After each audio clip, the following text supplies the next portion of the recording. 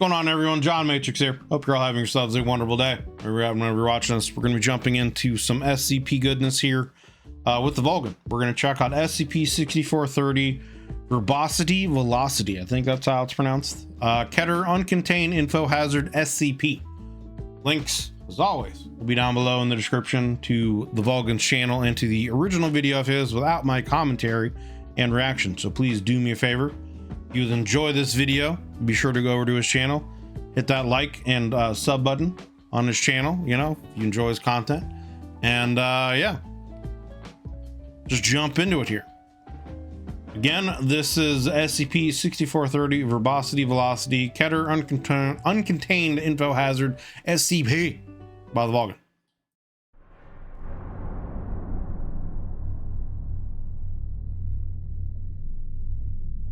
Boost the volume here a little bit.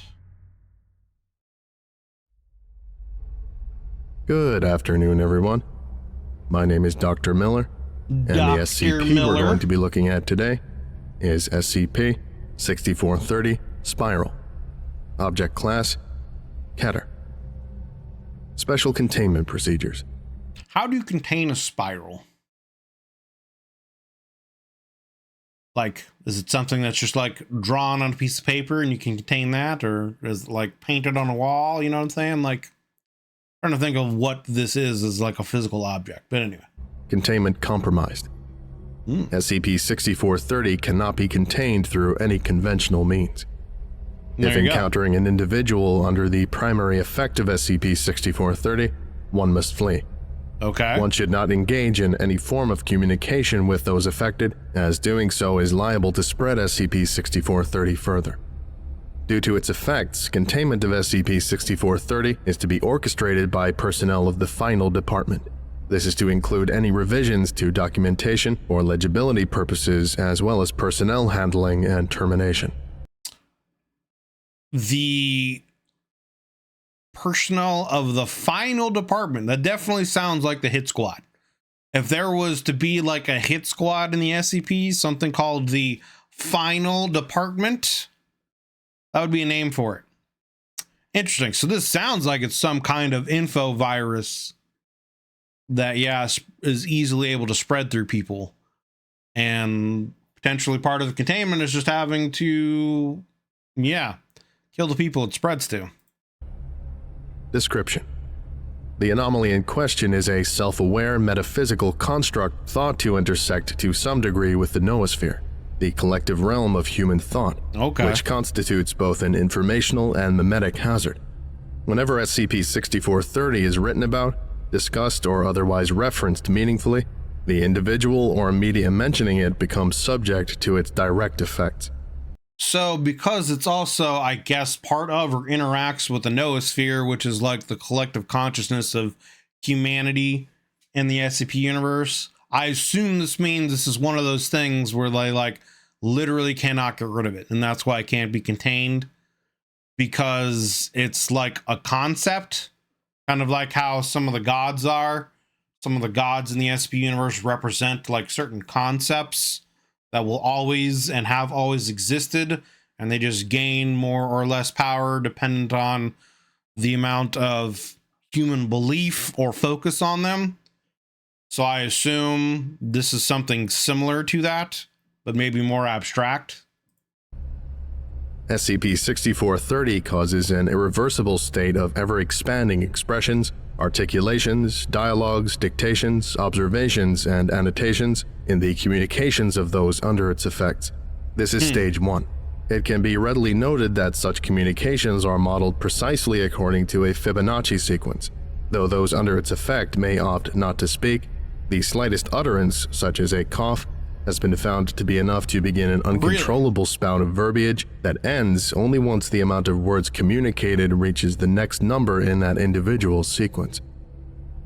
During the initial outbreak, which led to its discovery within a Foundation site, it was thought that verbalizing would lead to unconsciousness or death of the affected past 14 to 15 iterations of the sequence owing to dehydration. This was found not to be the case, as it was discovered that Stage 2 begins sometime between iteration 10 and 12. So is it just like a situation where they have to like keep talking about something? Is that why it's a spiral? Because they keep spiraling out of control, right? Once they start, they can't stop, and it just increases. Interesting. Characterized by the esophagus beginning to internally twist and moisten. The physiological change has been noted as being incredibly painful by those who actively dictated their experience. The change only serves to promote lengthier diatribes, not inhibit them in any way, shape, or form. Further, there is a distinct dimorphism in those using the written word to communicate. The fingers of each hand, if working ambidextrously, or their dominant hand, if using a single hand, will experience a softening of bone or twisting digits. Yikes. If one attempts to communicate with someone affected by SCP-6430, and at any point using a single word, phrase, or statement, they too will come under its effect. This has allowed SCP-6430 to spread unchecked through the memetic and infohazard research laboratory of our site, including personnel with high cognitive resistance value ratings and 12 specialists from the Department of Miscommunications. The latter of whom were able to deduce. I'm curious what happens in the Department of Miscommunications, because that sounds like a department that doesn't need to exist. But anyway. SCP-6430's general effects and triggers, leading to a rapid quarantine under blackout protocol. Though 27 researchers have been affected thus far during attempts to discuss and discern the nature of SCP-6430. The advancement of several personnel sequences beyond a 20th iteration has allowed us to observe Stage 3, which is characterized by a steady reduction of coherency, as may be the case with non-anomalous logorrhea, coupled with further physical alterations that serve to elongate the esophagus, tongue, diaphragm, and other internals alongside the fingers and hands into a spiraling corkscrew shape. It should be noted that, again, this does not tend to inhibit further communication, but instead facilitates it, allowing for sufferers to continue expressing SCP-6430's effects to the detriment of everything else. They will only continue to further twist and tighten until the entire body has become affected, with full body conversion being accompanied by outbursts of rapid glossolalia. This in turn further fuels the conversion process even further, with most personnel beyond saving. That's so weird. So it's like some kind of infohazard virus that forces people to continue to talk about, I guess, various subjects, and in doing so begins to like twist their body into like a spiral shape. Very interesting. Like, I wonder if it's a situation where like the fact that the body itself, I guess, would end up in a spiral, that's part of how this infohazard tries to spread itself. Like, would just looking at a body formed in that spiral shape itself cause someone to be infected by it, right? Miscommunications department deals with anomalies that manipulate language and okay, I gotcha. In my mind, I'm thinking, right, like miscommunications, you know, like people that certain SCP facilities aren't able to communicate properly with other facilities or something, I guess. You know, it sounded kind of like an oxymoron thing. But that makes more sense. So interesting. Because, like, what other reason would something have to, like, I guess, form anything else into, like, a specific shape? But, I mean, this is also the SCP universe, so who knows? Doesn't need to make sense. SCP-6430 is able to affect and spread to targets who attempt to make negative statements designed to circumvent the topic of the entity specifically, as well as methods to discuss it indirectly through the use of methods such as implication, allusion, insinuation, and parable, through which it was able to spread to most miscommunications personnel on site. During attempts to terminate the affected, it was noticed that euthanization attempts past Stage 2 are ineffective. Destroying the brain of an individual at this point, I've seen it happen myself, will only cause the body to exposit uncontrollably. What? Rapidly bringing it to the next stage of development. So when someone reaches stage 2, even destroying their body and or brain just causes the situation to get worse. So what are you supposed to do then? You're supposed to like throw them in like some kind of soundproof room and just like turn it into a vacuum so their like body implodes or something? Like what? Winding them up like springs with lolling tongues and grasping Jesus. fingers. As such, the current model of handling SCP-6430 is to self-isolate and await assistance. Leading to the creation of this file, I've managed to avoid catching SCP-6430, so I have elected to document the anomaly. Troublesome as it is quickly becoming, I am being pushed about as I type due to digital elongation. The longer each finger becomes, as they uncontrollably hover above the keyboard, the more I must reorient my body. Alas, I have to rein this tangent in. In the operating theater beneath my position is Patient Zero, researcher Alec Mayer, who has progressed to an unknown point in the sequence, though the last official record placed them at iteration 39. Jesus. Rendered unrecognizable and illegible, no thicker than twine. They corkscrew every which way, bellowing non-stop, writhing about and poking their surroundings, looking for an opening or an exit perhaps, with what was some hours ago their tongue, and I imagine still is, albeit... This sounds like some kind of weird, almost Lovecraftian, like eldritch creature, right? Like gets into someone's consciousness, and the only way for someone to, I guess, maybe understand, I don't know. Like in my mind, this is because again, this is something that like interacts with the human noosphere on some kind of like strange cosmic level. It makes me think of some kind of like Lovecraftian kind of eldritch entity, because it is sentient, it like understands. And like it's trying to communicate, and so the way it communicates through people is by having them exposit all this stuff, and the more that communicates, the more they turn into a spiral, you know? Or maybe it's a situation where they come in contact with this eldritch being, and then to understand it, or because they have glimpsed it, they begin trying to, you know, by understanding it, they begin, you know, throwing out all this verbiage like they're saying, and the more they do and the more they are trying to understand it and the more they communicate about it, they turn into what this spiral figure, you know. And they're still alive. Like he's saying, this Patient Zero is in iteration 30 something and they're still going, right? Like, interesting. Reduced to a fine needle point, with which it had skewered the D-class we'd sent in to terminate him. It has swept up once or twice in my direction. And like, yeah, it still has some kind of awareness of the physical surroundings because it defended itself when a D-class was sent in to exterminate it. Looking at the ballistic glass, prodding with its point.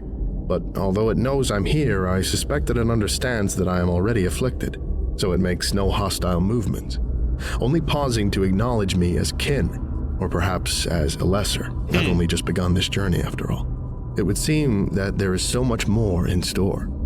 Again, I'm very much getting like Bloodborne, Hunter's Dream, you know, in the Nightmare of Mensa stuff with like Mikulish, you know, trying to contact the various outer gods in his nightmare, you know.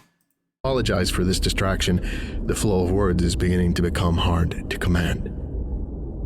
Addendum. Took some time to make it through the site in my current state, but I have reached this security room and can see that there are many surviving personnel who have either remained silent or are exhibiting enough self-control during their first phase, so hopefully rescue efforts will be fruitful. Though it's also interesting that we're getting this from the perspective of someone who has been infected.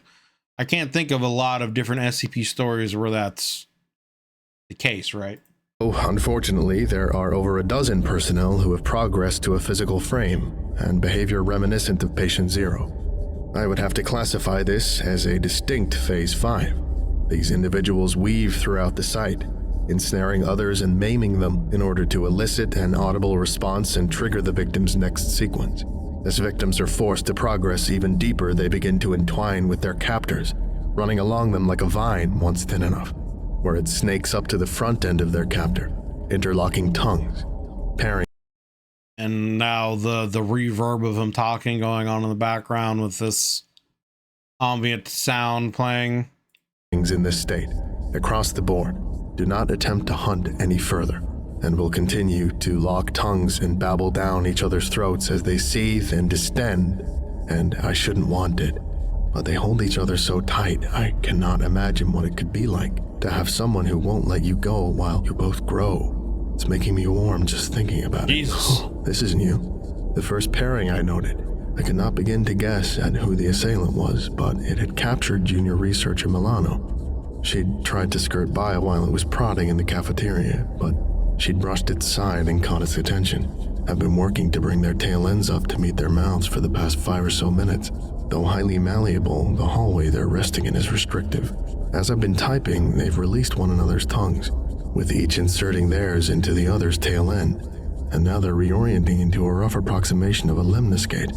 Checking the audio feed of the sector has revealed to me that they are continuing to communicate as they pass through, or perhaps consume, each other. It is now impossible to tell one from the other as they writhe, and with the muffling This is getting creepy. of definite speech, impossible to hear them as more than a single voice. I know intrinsically that I would be rejected if I were to try and join them.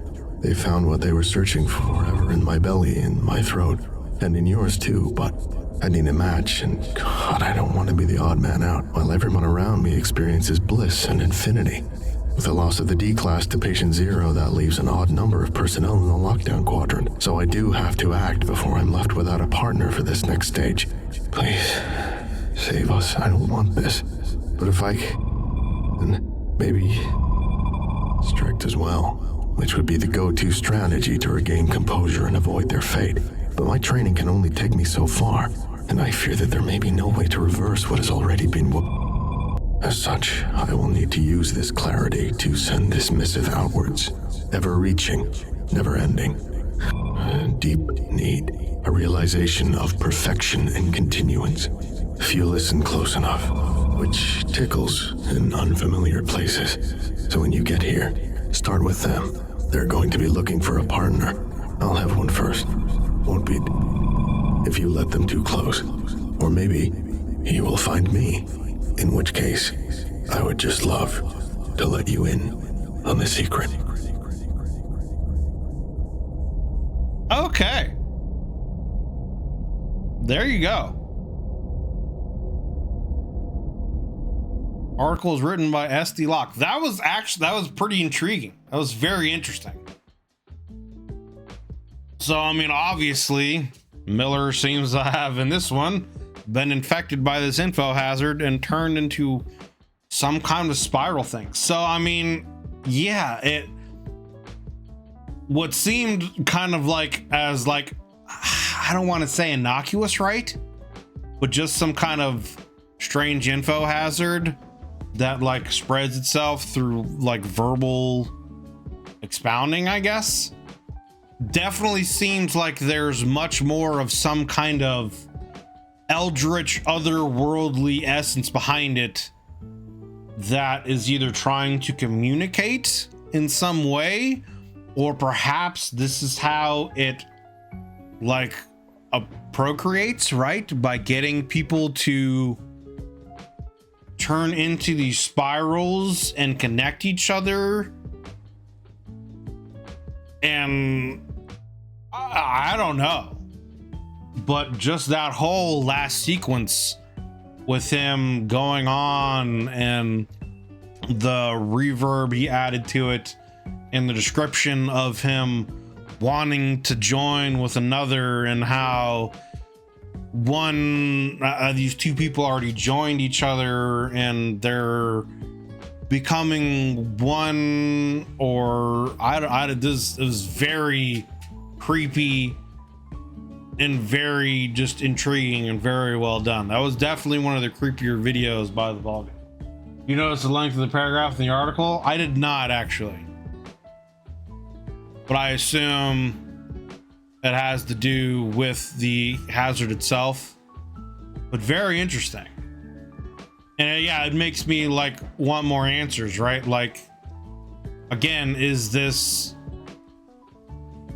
every new paragraph got longer? Oh yeah, okay, that makes sense. Yeah, as he became infected and spiraled further, each new paragraph became longer and longer until, yeah, he got attached to something or someone. But yeah, I mean, again, more questions. You know, what is this? Is this, again, some kind of eldritch being trying to communicate with us? Is this some kind of eldritch being, this is how it like procreates? Is it literally just some kind of infection of some sort that this is how it just spreads to survive? I don't know, but it's very interesting and very intriguing. So great article, great video. Again, those SCP-6430, Verbosity, Velocity, Uncontained Infohazard. And I also like that in this one, it actually affected Dr. Miller, you know? So, I mean, I guess technically in this canon, would Dr. Miller be dead now, right? Or at least no longer Dr. Miller, being it's been infected, you know? And how widespread would this info hazard be in this SCP universe? Would this have spread through the world and infected everyone, you know? Not dead, but not in a great place, for sure. Yeah. Locke wrote, when day breaks, when the Crooked Man, they're very good at horror. For sure. So yeah, again, SCP-6430, Verbosity, Velocity, Uncontained Infohazard SCP by the Vulcan. Links down below in the description to the original video without my commentary and reaction, and to the Vulcan's channel. So please do me a favor, if you enjoyed this video as much as I did, go over there and give it a like. And if you enjoy the content he puts out there for the various SCP articles that he does videos on, be sure to hit that sub button on his channel. I'm sure he's got membership stuff. He's got a Patreon. Check out all that if you want to take your support to his channel to the next level. If you would like to take your support for my channel to the next level, there's a join button underneath the video, as well as a link in the description to the YouTube membership benefits and tiers that I have to offer. You can join us as I do these reactions live like I am right now with my YouTube members, and get early access to videos that I release on my channel, Discord access to specific members channels, etc. So yeah, any of that interests you, check all that stuff out. But regardless, I greatly appreciate you taking the time to just come and hang out and watch this video. If you're still here watching at the very end, it means a lot. I greatly appreciate you. Consider leaving a like and a sub, as it helps me and the channel grow, and it lets the YouTube algorithm gods know you enjoy this kind of content and you want to see some more. So thank you guys for watching. Hope you have yourselves a wonderful day. We'll see you guys